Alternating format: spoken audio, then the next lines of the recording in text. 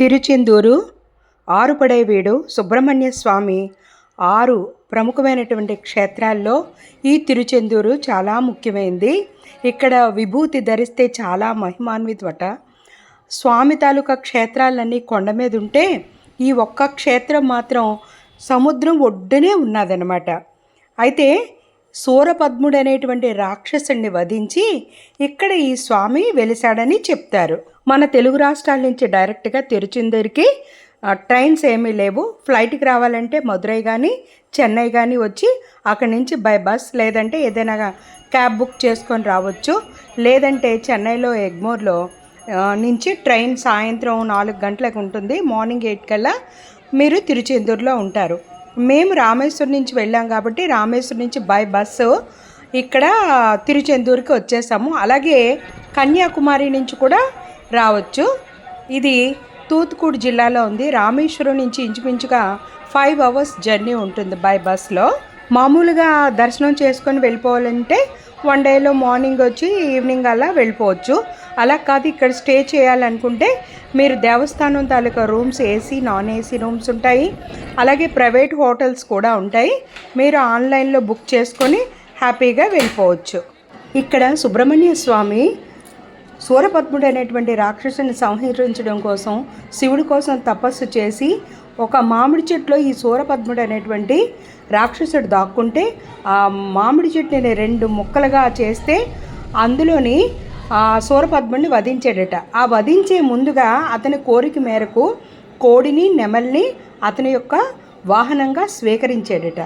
తర్వాత ఈ పోర్చుగీస్ వారు డచ్ వారు వీళ్ళందరూ మనల్ని పరిపాలించారు కదా, వాళ్ళ పరిపాలనలో ఈ డచ్ వారి ఆలయంలో చేరి ఆక్రమించుకొని ఎంత వెళ్ళమన్నా వెళ్లకుండా ఉండిపోయి అప్పుడు ఏంటంటే ఈ స్వామి వారి యొక్క విగ్రహాలు పట్టుకొని పెద్ద పెద్ద నౌకలు ఉండేవి కదా అందులోని వెళ్ళిపోయారంట. స్వామివారి విగ్రహాన్ని తీసుకొని అప్పుడు నడి సముద్రంలోకి వెళ్ళాక భయంకరమైనటువంటి తుఫాను వస్తే ఆ తుఫాన్కి భయపడిపోయి అప్పుడు స్వామి వారి యొక్క విగ్రహాల్ని సముద్రంలో పడిసేశారంట. అప్పుడు ఒక భక్తుడి యొక్క కల్లో కనిపించి నేను అక్కడ ఉన్నాను, నన్ను వెలికి తీసి మళ్ళీ ప్రతిష్టాపన చేయమంటే ఆ విగ్రహాలు బయటకు తీసి మళ్ళీ ఇక్కడ ప్రతిష్ఠించారంట. తర్వాత ఇంకొక భక్తుడికి కల్లో కనిపించి 9 అంతస్తుల గోపురాన్ని నిర్మించమంటే అప్పుడు అతి పేదవాడైనటువంటి ఆ భక్తుడు ఎలా కట్టాలి అని చెప్పి కట్టించడానికి వచ్చిన వాళ్ళకి విభూతి ప్రసాదంగా ఇచ్చేవాడంట. అయితే ఆ విభూతి తీసుకొని వెళ్తే అది బంగారం కింద మారిపోయేదంట.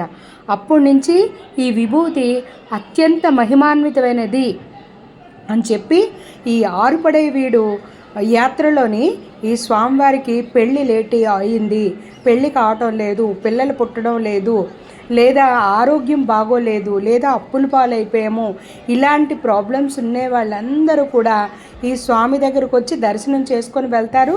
లేదంటే కేవలం ఇక్కడ రాత్రి నిద్ర చేసి కూడా వెళ్తారు. స్కంద షష్ఠి సుబ్రహ్మణ్య షష్ఠి అంటాం కదా, ఇది 6 రోజుల పాటు పెద్ద ఉత్సవం ఇక్కడ మనకి జరుగుతుందన్నమాట. ఇప్పుడు మామూలప్పుడే చాలా రష్గా ఉంటుంది. 100 రూపీస్ టికెట్ 200 రూపీస్ టికెట్ అయితే పర్వాలేదు.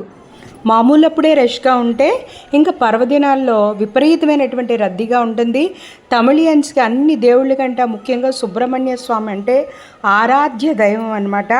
ఇంకా ఈ స్వామి యొక్క మహిమ ఇంకొకటి ముఖ్యమైనది చెప్పాలి. 2004 సంవత్సరంలో సునామీ వచ్చినప్పుడు అన్నీ కూడా కొట్టుకుపోయి సర్వనాశనం అయిపోయి, కానీ ఈ క్షేత్రంలో ఇంకా సముద్రం కొంచెం వెనక్కి వెళ్ళిందంట. ఎటువంటి ఎఫెక్ట్ కూడా ఈ దేవాలయంలో పడలేదంట, పడదు అని కూడా ఇక్కడ శాసనం రాసి ఉన్నదంట. ఇక్కడ స్వామివారు ధ్యానమూర్తిగా ఉంటారు. స్వామివారి దర్శనం అయిపోయిన తర్వాత పక్కనే చిన్న గుహలో వల్లీమాత వల్లీదేవి మనకి అక్కడ కొలువై ఉన్నారు. అది కూడా దర్శనం చేసుకోండి. తర్వాత సముద్ర స్నానం చేయాలంటే అది మీ ఇష్టం, లేదంటే కొందరు కాళ్ళు కడుక్కొని వస్తారు.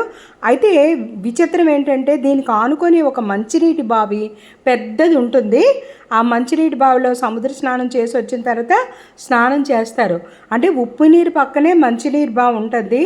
ఇది ఒక మహిమ అన్నమాట, స్వామివారి యొక్క మహత్యం. ఇక్కడ స్వామివారి దర్శనానంతరం మనకి విభూదినే ప్రసాదంగా ఇస్తారు. బయటకు వచ్చిన తర్వాత ఇక్కడ మనకు నచ్చినటువంటి స్వామివారి ఫోటోలు లేదంటే శూలం ఆ స్వామిది ఇంకా ప్రసాదాలు 100 రూపీస్, చాలా చాలా బాగుంటుంది దేవస్థానం తాలూకు దాంట్లోనే. ఇలా ఏవైనా మనకు నచ్చినవన్నీ కూడా మనం కొనుక్కోవచ్చు. ప్లీజ్ దయచేసి ఈ వీడియో కనుక నిజంగా మీకు నచ్చినట్లయితే కామెంట్ చేయండి, అలాగే లైక్ చేయండి, షేర్ చేయండి. నా ఛానల్ మాబడి మా గుడి సబ్స్క్రైబ్ చేయండి. Please don't forget. Thank you so much.